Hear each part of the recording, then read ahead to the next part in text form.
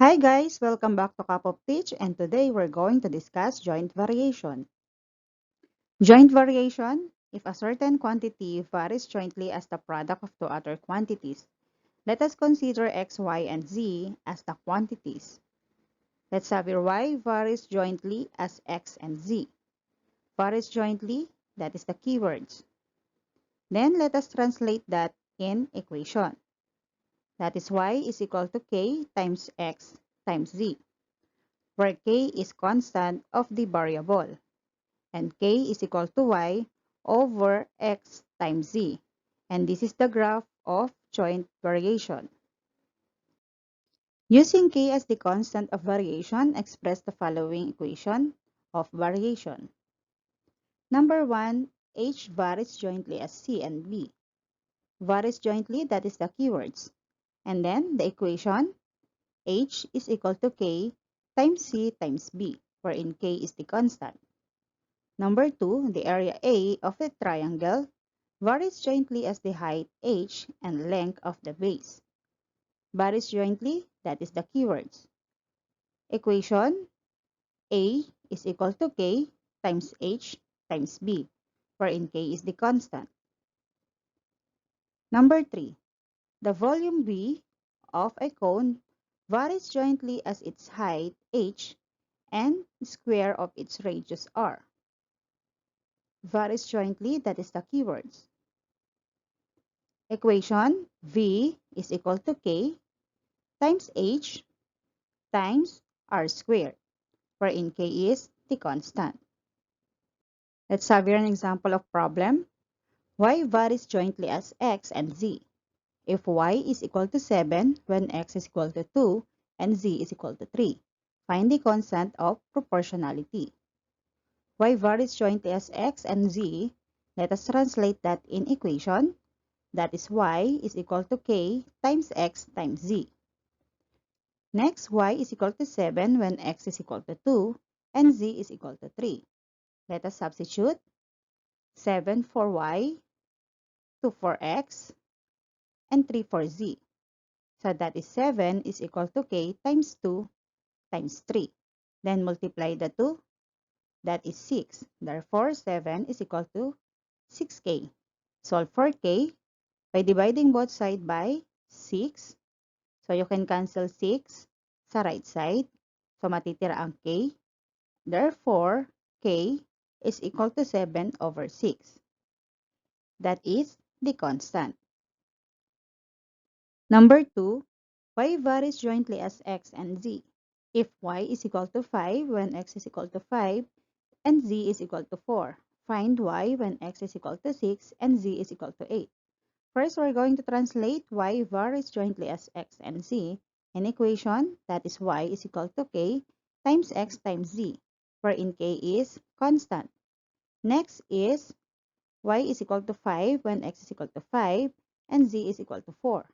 By substitution, we're going to substitute 5 for y, 5 for x, and 4 for z.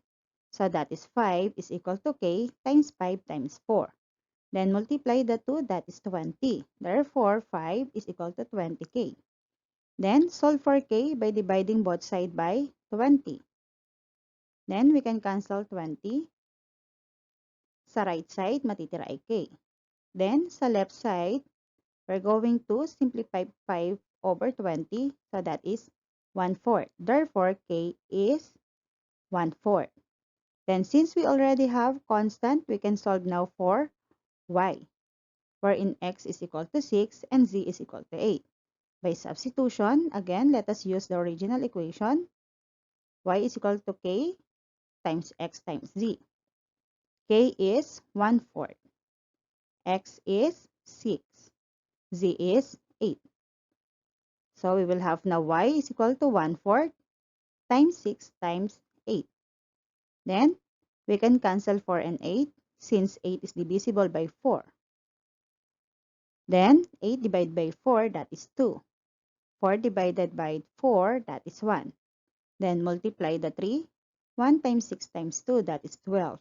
Divided by 1, that is 12. Therefore, y is equal to 12. Number 3, y varies jointly as x and the square of z. If y is equal to 54 when x is equal to 3 and z is equal to 3, find y when x is equal to 2 and z is equal to 4. First, we're going to translate y varies jointly as x and the square of z.